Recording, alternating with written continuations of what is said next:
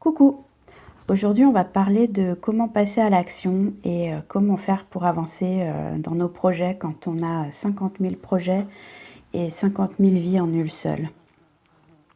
Moi, je me suis considérée pendant super longtemps comme une master procrastinatrice. Euh, je pensais vraiment avoir masterisé le sujet, être la reine de repousser au lendemain, de pourquoi faire maintenant ce que je peux faire le lendemain par quelqu'un d'autre. Sauf que en général, le lendemain, il y avait personne qui voulait faire ce que j'avais à faire à ma place, donc je repousse et ça se fait pas. Ce qui peut quand même poser de gros problèmes quand il s'agit de ton budget ou de ton administratif, par exemple. Euh, je me suis longtemps considérée, avant le mot procrastination, avant qu'il devienne à la mode et que je me colle cette étiquette sur le front, je me suis longtemps considérée comme une feignante parce que c'était l'image qu'on me renvoyait. Je suis feignante. J'aime pas bosser comme une chienne du soir au matin. J'aime bosser fort sur les choses qui m'intéressent. Par contre, sur les tâches qui, à mon sens, sont inutiles et vaines, je vois pas l'intérêt d'y passer des heures. Et du coup, effectivement, je me défile ou je trouve un moyen de faire autrement. Et donc, à cause de ça, je passe pour une feignante. L'autre problème, c'est aussi l'autre gros problème que j'avais, c'est dans le fait d'avoir mis l'idée à la seconde et d'avoir comme ça plein de choses qui jaillissaient, plein de projets, plein d'idées comme ça qui émergent et de pas pouvoir passer à l'action, de pas réussir à passer à l'action, comme si j'étais paralysée par toutes ces idées-là. Et aussi par le fait de me sentir complètement seule au milieu de ces idées-là. C'est-à-dire que quand j'en parlais autour de moi, je passais pour une douce rêveuse, une douce dingue, et personne n'avait vraiment envie de me suivre dans mes délires. Et je me suis vraiment souvent sentie hyper seule au milieu de mes idées. Et du coup, j'ai fini par considérer mes idées comme nulles, je pense, comme inintéressantes, comme inexploitables. Et j'ai arrêté de m'y intéresser parce que j'avais pas de renvoi derrière, j'avais personne qui me suivait dans mes projets, et pourtant Dieu sait que j'ai essayé. Mais du coup, je me suis retrouvée à comme ça, arrêter d'avoir envie de mettre mes idées à exécution, et du coup à ranger mes idées dans un coin de placard. Et comme je te disais la dernière fois, j'en ai fini par perdre aussi, du coup, toute ma créativité, et à la ranger elle aussi dans un placard. Et maintenant, j'ai l'effet un peu inverse. J'ai rouvert cette porte et je me retrouve entourée de plein de gens qui se bougent, de plein de gens qui font plein de trucs. Et du coup, je me sens régulièrement un peu à la traîne parce que j'ai l'impression de j'ai l'impression de pas réussir à faire tout ce que je voudrais faire. Je planifie mes trucs et puis je les oublie. Donc je recommence à procrastiner joyeusement. Et j'ai cette espèce d'esprit de contradiction qui fait que je me dis que je vais faire un truc et en fait je vais faire exactement le contraire. Je me dis que je vais arrêter le sucre et je vais me taper un verre de coca. Je me dis que je vais faire un podcast tous les jours et je m'arrête pendant 3 jours. Je me dis que, je sais pas moi, je vais aller courir et puis j'y vais 2 fois et j'arrête. C'est toujours un petit peu ce qui se passe, c'est-à-dire que je rentre en lutte contre moi-même et je me mets à avoir le désir profond de faire exactement l'inverse de ce que je me suis planifié. Vraiment l'esprit de contradiction contre moi-même. Et je sais pas comment toi tu ressens les choses, mais dans le panel de multipotes que je fréquente, et il commence à y en avoir un paquet, on se retrouve comme ça entre gens qui repoussent toujours au lendemain, entre gens qui se perdent dans leurs idées, dans leurs projets, euh, entre gens qui n'arrivent pas à tout concilier et qui du coup font plus rien en fait. Et ils se retrouvent en mode un peu en mode zombification par défaut, parce que c'est soit tout soit rien et il n'y a pas de juste milieu. Et en fait, je crois qu'on est persuadé qu'on doit choisir entre nos 10 000 idées. On est persuadé qu'on ne peut pas y arriver tout seul. On a plein de croyances comme ça, en fait, qui nous limitent et qui nous bloquent et qui sont pas nécessairement vraies. C'est-à-dire que oui, je pense que effectivement, quand tu as 1 milliard d'idées, tu peux pas tout faire en même temps. Effectivement, il faut choisir. Le problème, c'est que la plupart du temps, on va faire un choix qu'on va appeler raisonnable. On va choisir l'idée qui nous plaît le moins, mais qui paraît être la plus raisonnable, la plus créable. Ce mot n'existe pas, mais tu vois ce que je veux dire. L'idée qui pourra être acceptée par l'entourage et pas forcément l'idée qui va nous faire vibrer, l'idée qui nous fait le plus plaisir, pas forcément ce qui nous correspond le plus. Et c'est pareil avec le fait de tout concilier, parce qu'en fait, pourquoi on n'arrive pas à tout concilier? Parce qu'on passe 90% de notre temps à faire des choses qu'on n'aime pas faire. Et du coup, faire des choses qu'on n'aime pas faire, nécessairement, ça va nous prendre plus de temps, parce que c'est des choses peut-être qu'on sait faire, mais que ça nous enjaille pas des masses. Donc, forcément, on va plus traîner la patte. C'est peut-être des choses qu'on ne sait pas bien faire et que quelqu'un d'autre ferait vachement mieux que nous, mais qu'on s'oblige quand même à faire parce que c'est comme ça, tout le monde le fait, alors il faut que je le fasse moi aussi.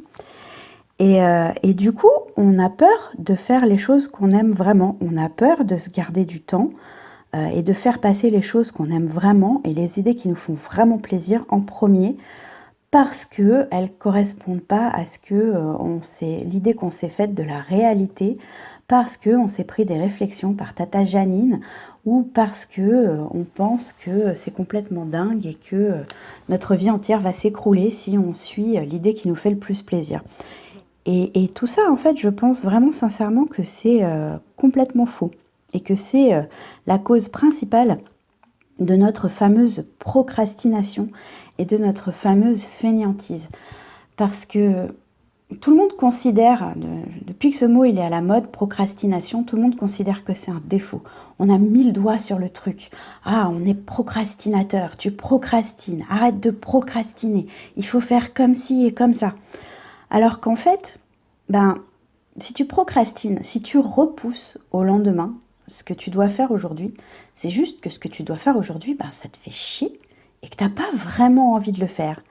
Ou alors, c'est que ce que tu dois faire aujourd'hui, ça te fait peur et que tu es mort de trouille à l'idée de le faire. Donc il y a 2 cas de figure et c'est tout. Si tu n'as pas envie de faire ce que tu dois faire et que tu as envie de le repousser, tu as 2 solutions. Soit tu es nul pour faire ce truc-là, et à ce moment-là, il faut vraiment que tu trouves quelqu'un pour le faire à ta place. D'une manière ou d'une autre, il faut que tu délègues ce truc-là. Parce que si tu es nul pour le faire, tu vas y passer des heures, ça va te dégoûter d'autant plus, ça va te faire perdre ton temps, alors que quelqu'un d'autre saura certainement bien mieux le faire que toi, et il y a toujours quelqu'un qui aime faire ce que toi tu détestes faire. Donc il y a plein de façons de déléguer. Tu n'es pas obligé d'embaucher des gens et de faire taper les espèces sonnantes et trébuchantes. Tu peux très bien faire des échanges de bons procédés avec les gens. Essaye de trouver les personnes qui peuvent t'aider à faire ce que toi, tu ne sais pas faire ou que tu ne fais pas très bien, et que eux, ils savent bien faire et qu'ils adorent faire, et échanger vos compétences. Et tu vas voir, ça change la vie. Parce que passer des heures, je sais pas moi, ça peut être passer des heures à essayer de faire ton ménage alors que tu es une quiche en ménage, tu sais pas comment t'y prendre, tu fais n'importe quoi, ça te prend 3 jours pour nettoyer 20 mètres carrés, clairement t'es pas bon. Pourtant il y a des gens qui aiment faire le ménage, déjà d'une, et de deux qui le font super bien, qui ont une technique, qui ont une maîtrise et qui font en 1 heure et demie ce que toi tu fais en 2 jours. Et du coup, ça vaut vraiment le coup d'échanger des compétences avec ces personnes-là. Après, toi, tu as peut-être des compétences qui peuvent convenir, ou alors tu as peut-être suffisamment d'argent pour payer une personne pour faire les choses à ta place. À toi de voir, mais en tout cas, ce que tu sais pas faire, il faut que tu trouves une solution pour t'en débarrasser, parce que clairement, c'est un poison et ça va pas t'aider de te forcer à faire quelque chose que tu ne sais naturellement pas faire et qui te dégoûte ou que tu n'aimes pas. Je prenais l'exemple du ménage, mais tu vois, ça peut être autre chose comme créer un logo. Peut-être que tu sais pas te servir d'un logiciel, peut-être que tu n'as aucun sens artistique et peut-être que créer ton logo, bah juste tu sais pas le faire et que tu as peut-être besoin de le faire, mais à ce moment-là, il y a plein de gens qui sont super capables, qui adorent ça et qui sont tout à fait capables de créer un truc qui te correspond en moins de temps qu'il faut pour le dire. Et encore une fois, tu peux toujours trouver des gens avec qui échanger tes compétences. Si tu es entrepreneur et que tu as ce genre de problème, tu peux chercher sur le groupe Facebook qui s'appelle les entrepreneurs multipotes. Et tu peux trouver des gens avec qui échanger tes compétences, avec qui te mettre en binôme, qui sont comme toi. Et il y a plein de gens différents. Et je suis sûre que tu peux trouver ton bonheur au niveau boulot pour faire des choses que toi, tu sais pas faire. En tout cas, ça vaut le coup d'essayer, ça vaut le coup de chercher. Ensuite, il y a les choses que tu sais faire, mais que tu détestes faire. Et ça, c'est notre zone de compétence, ce que Christine Lévicki, elle appelle notre zone de compétence. On sait le faire, on le fait bien, mais si on fait ça toute notre vie, on va péter un câble. Et en fait, à force de répéter ces choses-là, eh bien, on perd du temps et on perd de l'énergie inutilement. Parce qu'en fait, ce qu'on veut atteindre, c'est pas notre zone d'incompétence, c'est pas notre zone de compétence, c'est notre zone de génie. C'est la zone où on révèle vraiment ce qu'on aime faire, ce qui nous fait vibrer et ce qu'on fait bien. Et du coup, toutes les choses qui relèvent de ta zone de compétence, que tu sais faire et que tu n'aimes pas spécialement faire et que du coup tu repousses, soit tu t'en débarrasses le plus rapidement possible. Alors il y a plein de techniques pour ça. Il y a la technique du Pomodoro, tu mets un minuteur et tu te donnes un temps très court pour faire ces tâches-là parce que tu sais les faire. Donc tu mets un temps très court pour le faire le plus vite possible et t'en débarrasser et tu commences par ça. C'est le principe du livre Eat That Frog. Je te mettrai les références en description, dans les informations. Tu commences par manger ce crapaud, par avaler ce crapaud. Tu commences par le truc que tu n'as pas envie de faire. Tu te mets un pomodoro, tu te mets un minuteur et tu t'attaques à toutes ces tâches que tu sais que tu vas procrastiner dans ta journée. Tu commences par faire ça. Et une fois que tu as fait ça, déjà, bah, tu te sens vachement fier de toi. Tu as fait le plus dur de ta journée quelque part et tu peux passer le reste de ta journée à te concentrer sur les choses que tu aimes vraiment et sur les choses pour lesquelles tu es bon. Et c'est ça, en fait, qui est le plus important. Ensuite,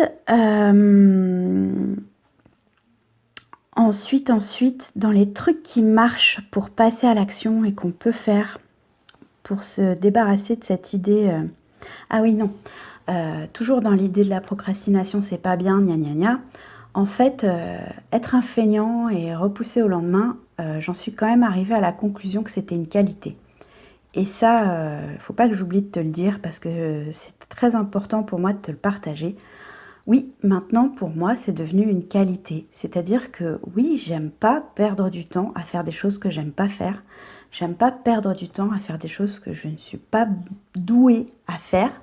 J'aime que les choses elles se fassent bien, elles se fassent dans le flow, dans l'énergie et facilement. Et quand c'est pas le cas, bah, ça me dérange. Du coup, je cherche des biais, je cherche des moyens de me débarrasser de ces tâches-là.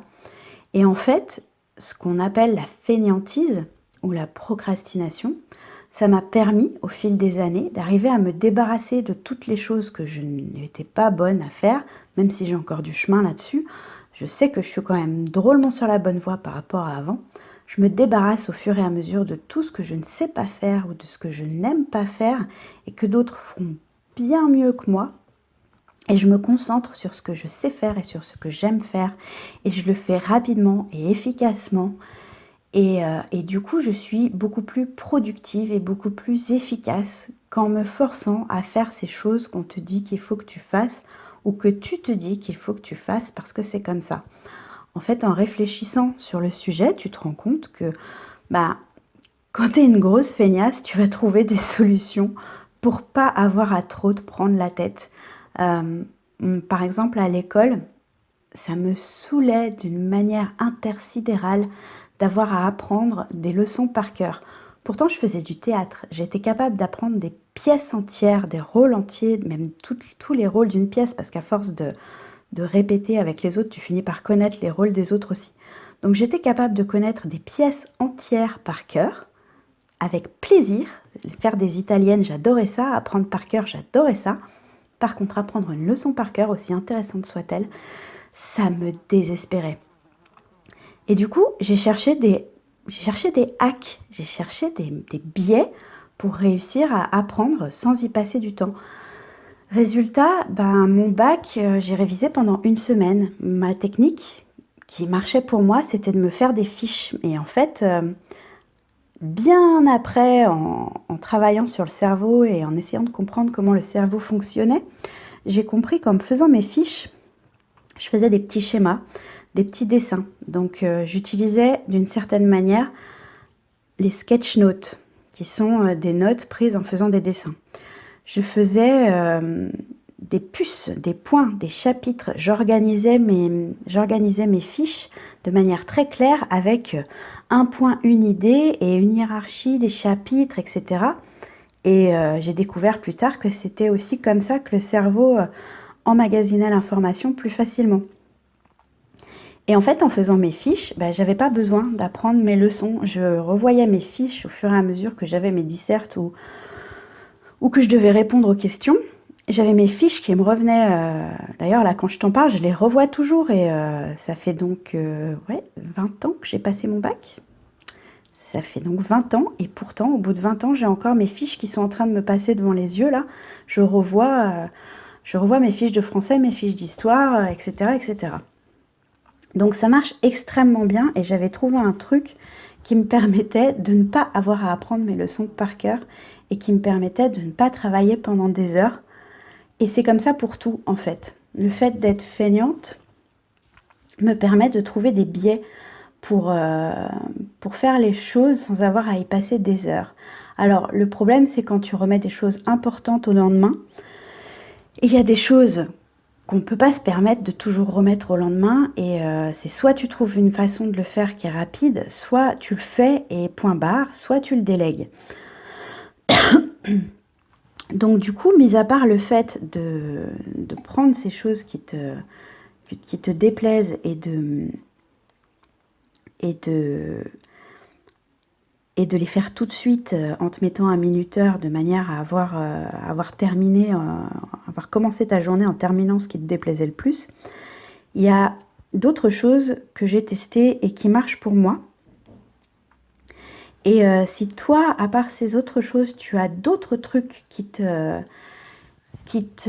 fonctionnent pour toi, ça serait super si tu pouvais nous les partager parce que du coup, on pourrait se faire une grosse ressource comme ça de trucs qui marchent pour passer à l'action et pour avancer dans nos projets.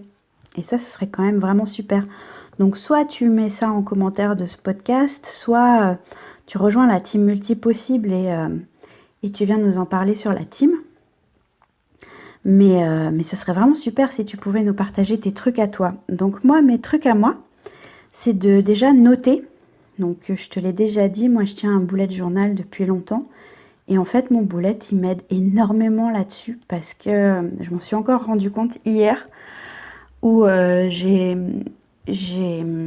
donc sur le bullet journal, tu notes tes tâches de la journée et quand tu les repousses, tu fais une petite flèche. Et il fallait que je paye quelqu'un depuis un bon mois, ouais c'est ça, un bon mois, et que du coup ça faisait un mois que je repoussais la petite flèche. Je me suis dit hier, non, là tu commences ton nouveau mois, ça suffit quoi, il faut que tu fasses ton chèque, que tu le mettes à la poste et que tu payes cette pauvre personne qui attend désespérément. Et c'est juste le fait d'avoir à reporter encore une fois cette tâche ridicule qui m'a fait prendre conscience que ça allait me prendre 3 minutes et que maintenant il fallait que j'arrête de reporter. Alors que clairement faire des chèques ça me saoule. Mais voilà, du coup j'ai arrêté ce que j'étais en train de faire, j'ai fait mon chèque, j'ai préparé mon enveloppe Et hop, c'est parti à la poste et j'ai recommencé à faire mon bullet derrière. Et j'ai fini de noter mes tâches et j'avais pas cette tâche-là à noter. J'ai pu mettre une petite croix et c'est vraiment super satisfaisant pour moi de pouvoir mettre une petite croix sur une tâche que j'ai fait et surtout quand je l'ai repoussée.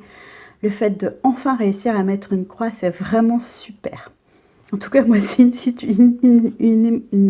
une sensation que je trouve hyper satisfaisante. Et ça m'aide beaucoup de pouvoir mettre des petites croix sur mes tâches. Donc ça, c'est le premier truc qui m'aide beaucoup. Ensuite, il y a la déclaration.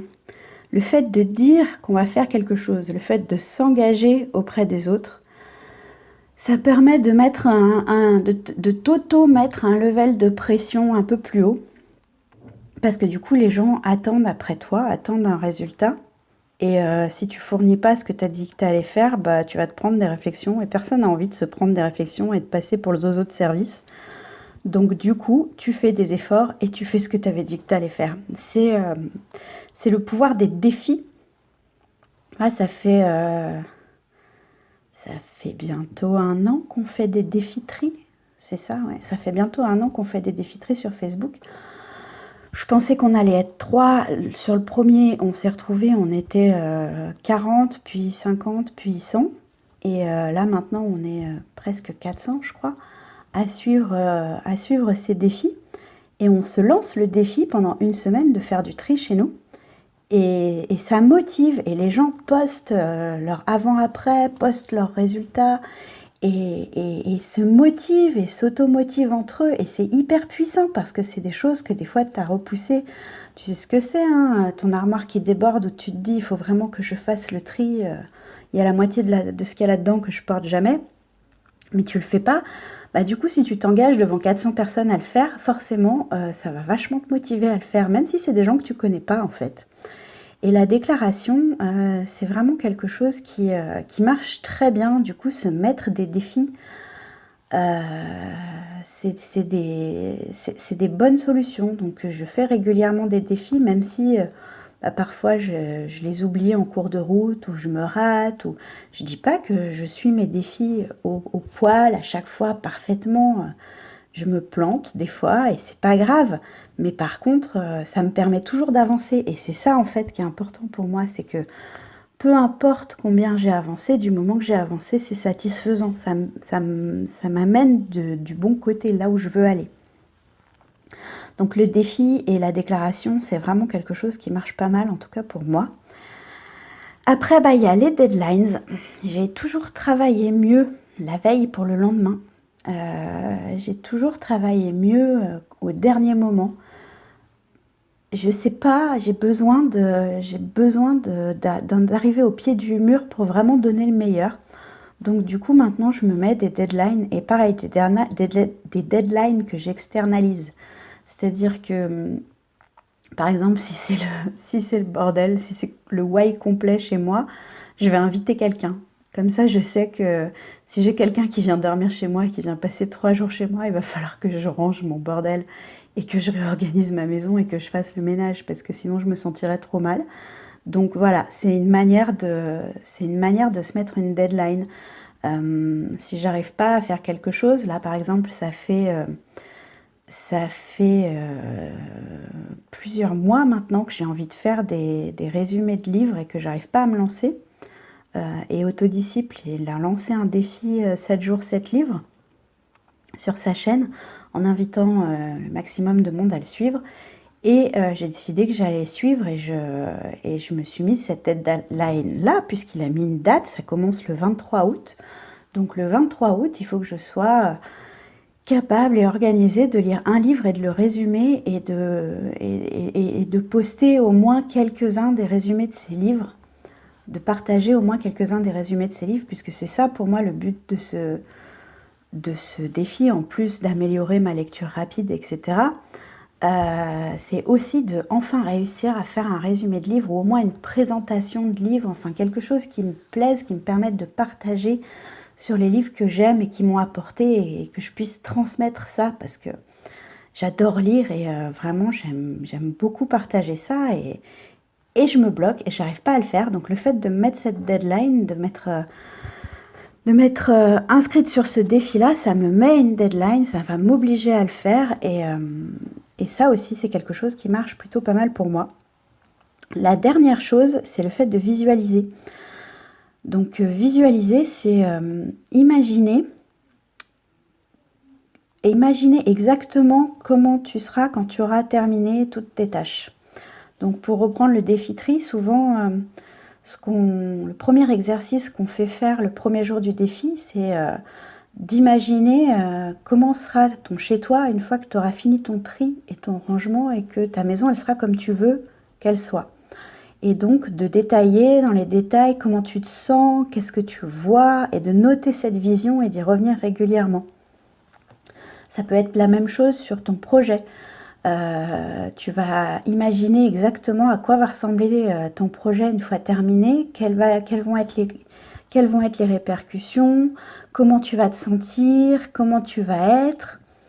En tout cas, de visualiser les détails, d'essayer de ressentir comment tu vas te ressentir pour te voir une fois ce résultat achevé. Et noter cette vision, essayer de vraiment la détailler pour pouvoir y revenir régulièrement et te remettre dans cette énergie-là. Parce que ça donne un boost, ça donne le courage de continuer sur sa lancée quand on est un peu bas. On revient sur sa vision et on se souvient pourquoi on fait les choses. Et ça marche plutôt pas mal. On crée notre réalité dans notre tête avant de réussir à la créer dans la réalité, et ça permet de faire un cadre à ce qu'on va vraiment créer. Et ça marche plutôt bien. Donc voilà, si tu as, toi, d'autres trucs en dehors de ces petits trucs-là, ça serait cool de nous les partager. En tout cas, voilà, il faut réussir pour passer à l'action et pour avancer. Il faut réussir à trouver un moyen, à trouver des solutions, à trouver des biais qui t'aident à passer outre. Parce que soit, encore une fois, c'est quelque chose qui n'a pas d'intérêt et à ce moment-là, il faut trouver une solution pour s'en débarrasser. Soit c'est de la peur. Et la peur, encore une fois, il faut pouvoir aller au-delà. Il faut pouvoir dépasser sa peur. La vie est au-delà de la peur. Et tes projets aussi, en fait, ils sont derrière ta peur. Si tu continues à te cacher derrière ta peur toute ta vie et que tu ne fais qu'avoir des idées, une idée, ça vaut rien. Ce qui est important, c'est pas une idée, c'est son exécution. Donc, il faut vraiment mettre tout en œuvre pour réussir à exécuter tes idées, les unes après les autres, 3 ou 4 en même temps, peu importe. Mais avancer vers ta vision, avancer vers tes projets. Parce que c'est ça, en fait, qui est bon dans la vie, c'est de passer un projet à un autre et de voir tes projets se réaliser, émerger, de te voir en train de vivre ce que tu avais rêvé de vivre quelques mois auparavant. C'est vraiment un des meilleurs sentiments du monde et je te souhaite de tout mon cœur de pouvoir le ressentir et de pouvoir le ressentir chaque jour. Donc voilà, je te fais des gros bisous. Parce que je crois que j'ai dit tout ce que j'avais à te dire sur le sujet. Je te fais des gros bisous et puis je te dis à plus tard. Bye!